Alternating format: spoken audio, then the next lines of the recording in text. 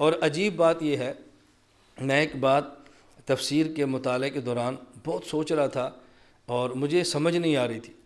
میں نے اس کے لیے بعض تفاسیر کا مطالعہ بھی کیا اور مجھے پھر بھی سمجھ نہیں آئی۔ میں اس پہ سوچتا تھا کہ ان دو چیزوں کا آپس میں جوڑ کیا ہے، آپ بھی اس کو سمجھیں۔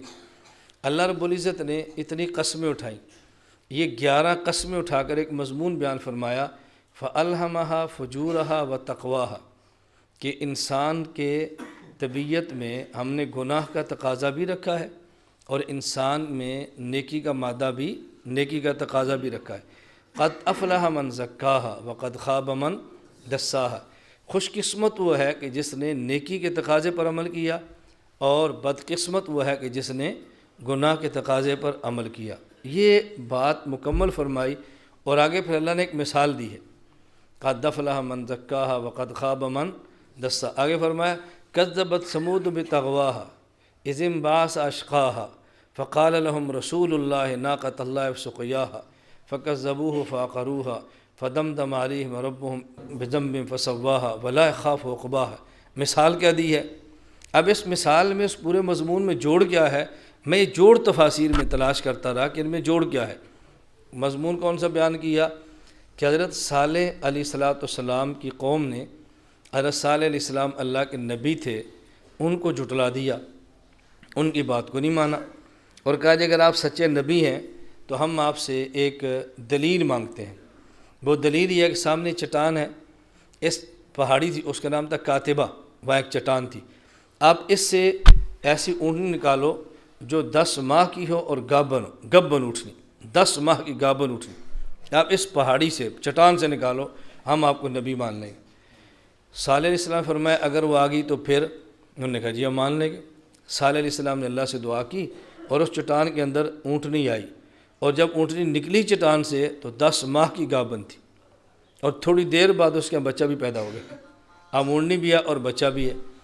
جب یہ اونٹنی آ گئی تو ان کی مجرم قوم نے ماننے سے پھر بھی انکار کر دیا۔ صالح علیہ السلام فرمایا اب ان کو مانو تم۔ اب وہ اونٹنی ایسی جس کو قرآن کہتا ہے ناقۃ اللہ، عام اونٹنی تھی، اللہ فرماتے ہیں اللہ کی اونٹنی تھی۔ اونٹنیاں تو ساری اللہ کی ہوتی ہیں، لیکن صالح علیہ السلام کی اونٹنی کو خدا نے ناقۃ اللہ کیوں فرمایا؟ کیوں؟ اس لیے کہ عام ترتیب سے ہٹ کر پیدا ہوئی تھی، عام ترتیب سے ہٹ کر پیدا ہوئی۔ اس لیے جو بھی دنیا میں آتا ہے اللہ کے کلمہ کن سے آتا ہے، انما امرہ اذا اراد شیئا ان یقول لہ کن فیکون۔ لیکن حضرت عیسیٰ علیہ السلام کلمۃ اللہ کہتے ہیں، کیوں؟ وہ پیدا تو کلمہ کن سے ہیں لیکن عام ترتیب سے ہٹ کر ہے، انہیں کلمۃ اللہ کہا۔ ہر آدمی میں روح اللہ ڈالتا ہے، لیکن عیسیٰ علیہ السلام کو روح اللہ فرمایا۔ کیوں؟ عیسیٰ علیہ السلام کی جو روح جسم کے اندر ڈالی ہے عام روٹین سے ہٹ کر آئی ہے، روح اللہ فرمایا۔ صالح علیہ السلام کی اونٹنی کو ناقۃ اللہ کیوں کہا؟ عام اونٹنی، اونٹنی ملتے ہیں اور اس کے اندر 10 ماہ لگتے ہیں، پھر اونٹنی پیدا ہوتی، اونٹنی بچہ جنم دیتی ہے، پھر اونٹنی اونٹ پیدا ہوتا ہے، لیکن یہ بالکل روٹین سے ہٹ کر تھی، اس کو ناقۃ اللہ فرمایا۔ اب جب اللہ کی اونٹنی ہے تو عام اونٹنی جیسی تو نہیں ہوگی نا، اللہ کی اونٹنی ہوگی۔ تو جس دن حضرت صالح علیہ السلام کی اونٹنی جاتی کنویں کا پانی پینے کے لیے تو سارے کا سارا کنواں پی جاتی، سارا کنواں اکیلی اونٹنی پی جاتی، پورے کنویں کا پانی۔ اب باقی جانور پانی نہیں پی سکتے تھے، تو صالح علیہ السلام فرمایا بھی دیکھو تم نے اللہ سے مانگی ہے، یہ خدائی اونٹنی ہے، عام اونٹنی کی طرح نہیں ہے، تو ایک دن پانی یہ پیے گی اور ایک دن پانی تمہارے جانور پئیں گے۔ جس دن یہ پیے گی اب تم اور تمہارے جانور پانی نہیں پی سکتے، اور جس دن تم اور تمہارے جانور پئیں گے یہ اونٹنی پانی نہیں، ایک دن اس کا ایک دن تم سب کا۔ تم نے منہ مانگا، معجزہ مانگا ہے، تو اب اسی کے مطابق اللہ نے دیا ہے، اس کو اب خیال کرو تم۔ وہ جو ایک دن ان کا بنتا تھا، جس دن وہ اونٹنی پانی پیتی اور کنویں میں سے کوئی اور پانی نہ پی سکتا، مفسرین نے لکھا ہے کہ اس دن اس اونٹنی کا دودھ دھوتے اور اتنا دودھ نکلتا کہ پوری قوم کے سارے برتن بھر جاتے، اتنا دودھ نکلتا کہ قوم کے سارے برتن پھولے جاتے۔ تو جب دودھ ملا ہے اب آپ کو پانی کی ضرورت نہیں ہے، اللہ نے متبادل ان کو انتظام بھی فرما دیا، لیکن قوم بہت ڈھیٹ اور ضدی قسم کی تھی۔ بالآخر ان نے فیصلہ کیا کہ صالح علیہ السلام کی اونٹنی کو قتل کر دینا چاہیے۔ صالح علیہ السلام نے سمجھایا کہ دیکھو تم نے مانگا ہے، تمہارے مانگنے پر خدا کی طرف سے دلیل آئی ہے، اب اس اونٹنی کو خراب اور تنگ نہ کرنا ورنہ تم زندہ نہیں رہ سکو گے۔ ان لوگوں نے فیصلہ کیا کہ اس کو مار دے۔ اب اونٹنی کو مارے کون؟ اس کے لیے صالح علیہ السلام کی قوم میں 2 عورتیں تھیں اور دونوں خوبصورت عورتیں تھیں۔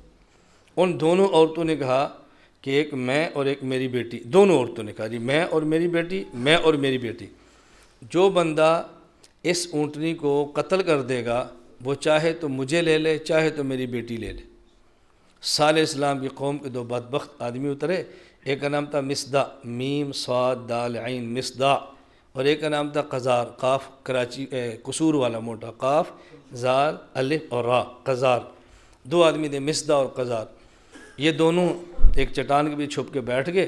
جب اونٹنی آئی تو مصدع نے اس کو تیر مارا، اونٹنی رکی، اور جو قزار تھا اس نے اس کو تلوار سے قتل کر دیا۔ اب اللہ کے عذاب نے آنا تھا۔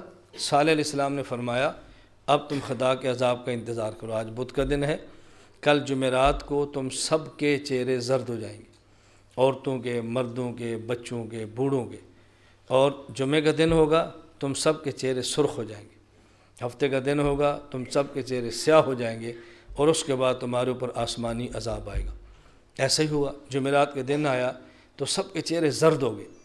اب چاہیے تو یہ تھا کہ وہ توبہ کرتے، صالح علیہ السلام کو راضی کرتے، بجائے ان کو راضی کرنے کے اور بجائے توبہ کرنے کے ان نے مل کر مشورہ کیا کہ عذاب تو ہم پر آنا ہی ہے، اب صالح علیہ السلام کو بھی ختم کر دو، آنا تو ہے ہی، اس کو بھی ختم کرو۔ ہمارے لوگ یہی دماغ آج استعمال ہوتا ہے نا، لوگ کہتے ہیں یار سزائے موت تو ہونی ہے نا، تو ایک کو مارا پھر بھی سزا، 2 کو مارو گے پھر بھی 2 ہے، چلو جی مار دو۔